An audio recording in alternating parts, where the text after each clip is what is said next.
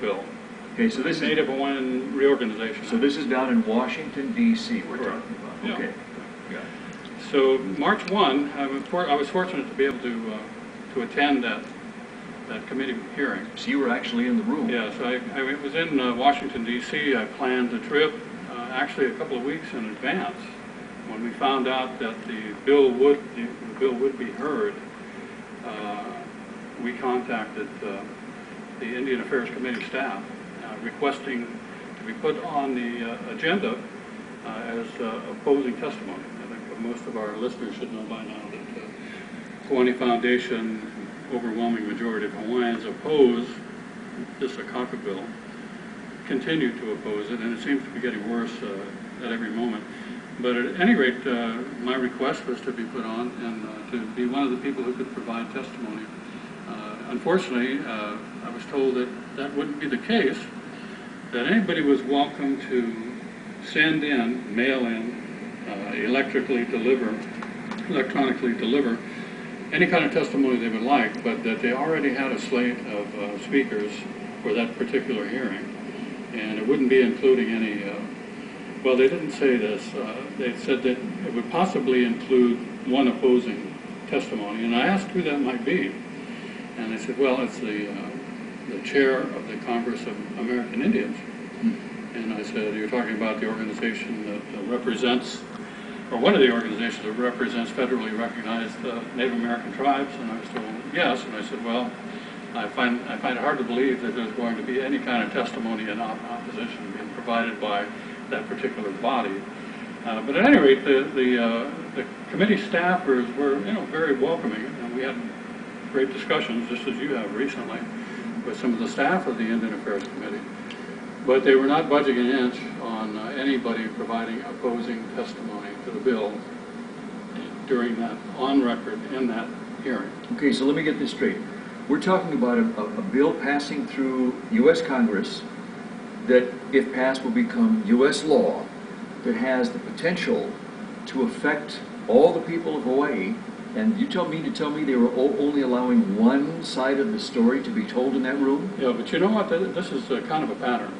Because very frankly, several years ago, I think we should all remember that this Akaka bill, in one form or another, long before Senator Akaka attached his name to it, as a matter of fact, close to 15 years ago, was scribed by Senator Inouye, actually by Pat Zell.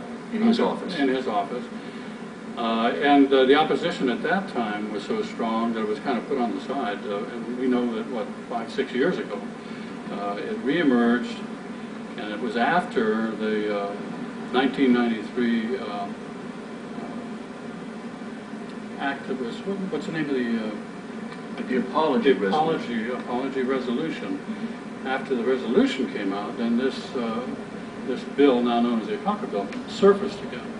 And now we realize that there was a connection between the apology bill and the Akaka bill in its various forms up until today. Yeah. So at any rate, there is a history of the same type of disallowance of opposing testimony. As you recall, the Blaisdell Arena, Blaisdell Center, was it a couple of 4 years ago? There were hearings in Hawaii. More about the Akaka bill, more about Kiwane Foundation, FreeHawaii.info. That's once again FreeHawaii.info or StopAkaka.com. StopAkaka.com, FreeHawaii.info. Check it out. Let you know. See how you feel about it. That's about it. Aloha, ahuio. All had reservations. There was only one group that actually supported the bill without any reservation. But, it's peculiar, but since that time, guess what's happened? Yeah, so that's the history 5 years ago. Now going to 2005, like Kaipua said, March 1st rolls around, and as many of our viewers know, before a bill can become law, it has to go through committee. Hearings have to occur in a committee, and then after the hearings occur, then the committee votes it out of committee, and at that point it can go to the Senate floor for a full vote. But we're getting ahead of ourselves here.